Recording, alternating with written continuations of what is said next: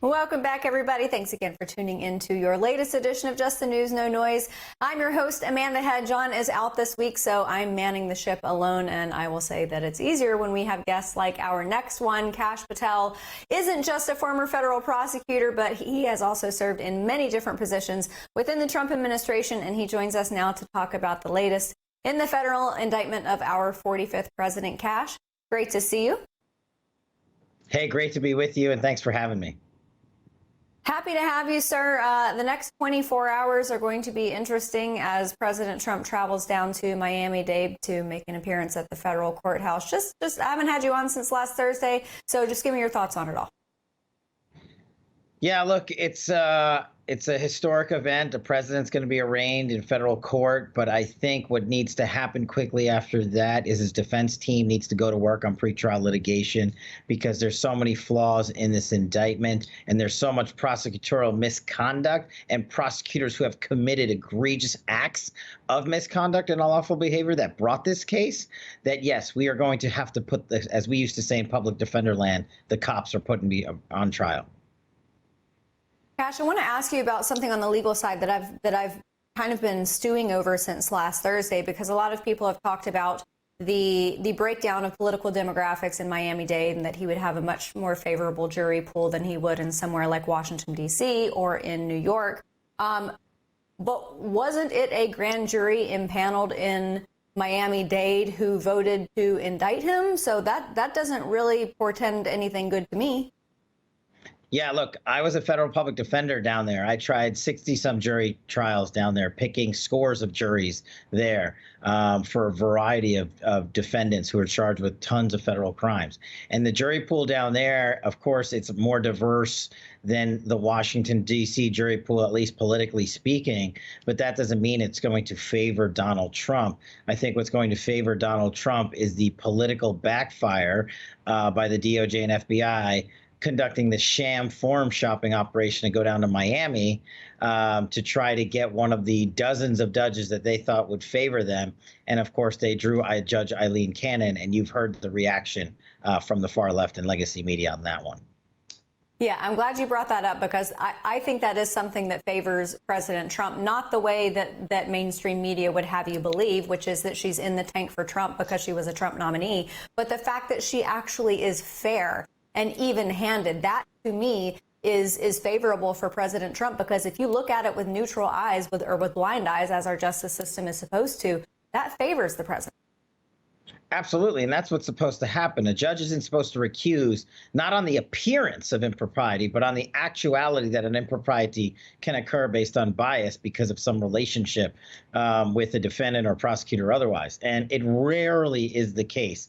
And it cannot be the case here just because the left-wing media says so. What's ironic is the prosecutors, I believe, lied in their presentation of the case to the Southern District of Florida. At the back of the charging document, there's a space that specifically asks, is the case you are seeking before the grand jury related to any other matter in this district? It's asked because the rule of law mandates that if it's related to another case a judge already has, the case goes to that judge. The prosecutors checked no, not related to any ongoing case. How can they say that when Judge Eileen Cannon was the one who presided over the Mar-a-Lago classified documents case? They were totally forum shopping, and they got some bit of poetic justice in the selection of Judge Eileen Cannon, and hopefully she will be a fair and neutral arbiter of the law.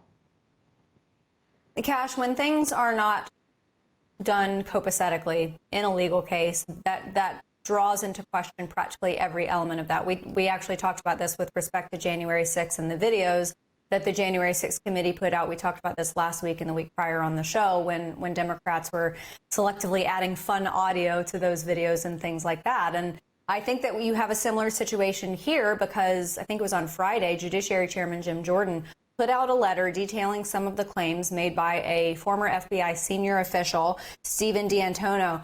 And some of the things that he outlined regarding the FBI raid of Mar-a-Lago are really concerning. The first one is that the Miami field office didn't conduct the search. It was the Washington field office, which is definitely not protocol.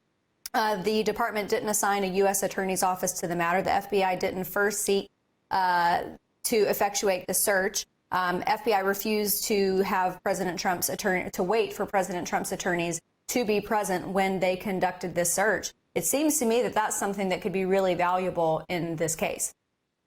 Yeah, look, FBI breaking protocol based upon who the target is the norm of the day with this two-tier system of justice with Garland and Chris Wray. So the prosecutors, or excuse me, the defense attorneys in this case can highlight some of those things, but at the end of the day, it's just a violation of procedure. You're keenly pointing out the why behind the violation of procedure, which a one-off would be argued as, that's just a mistake. But it's layer upon layer upon layer. And then they go and bring this case in the Southern District of Florida with multiple prosecutorial problems, not just legally, but ethically in terms of who is on the prosecution team and why they brought the case. I think when you package that all together and you couple it with the legal problems of the indictment that the government has finally admitted that Trump never illegally handled any classified information, which is a stunning admission on their part in the indictment, then you have a very weak case for the government. But of course, the media is going to run around out there saying, look at how damning this indictment reads. That's what indictment's supposed to do.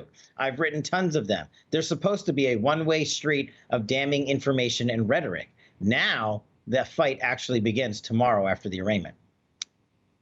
All right, Kash, I want to pivot to the story that mainstream media doesn't want to talk about. Last Thursday morning, when Oversight Committee was able to view the most recent of, I think, at least 3 1023 documents, the confidential human source documents at the FBI. And Congresswoman Marjorie Taylor Greene came out with a press conference. She detailed some of the items in that regarding the Bidens, a number of $5 million payments. When I look at cases like this, obviously, Republicans have control of the House. Oversight and Judiciary are going to dig as much as they can. The most they can do, though, is to recommend charges to the DOJ. And I don't think anybody's going to grab that baton from Congress and carry it anywhere.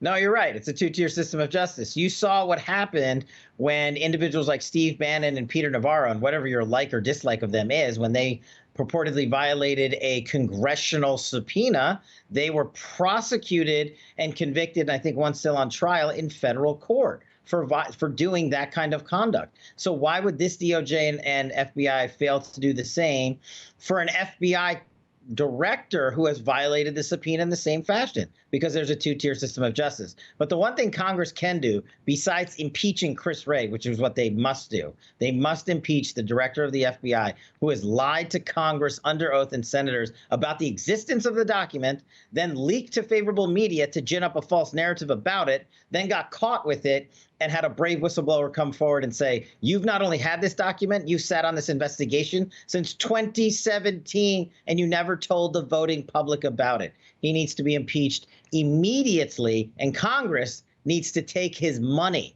take his fancy toys, his private jets, and ground this FBI director in the law and teach him a valuable lesson that he is not above the law and he cannot break the law.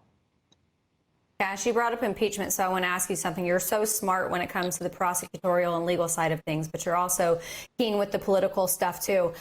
Even if the House impeaches someone like Christopher Wray or Mayorkas or Biden or anyone else who I think is probably worthy of articles of impeachment, even though if it went to the Senate, it's obviously going to die there. But isn't there political value for Republicans, considering the promises they made going into the last midterms? Isn't there value in at least introducing the articles and trying?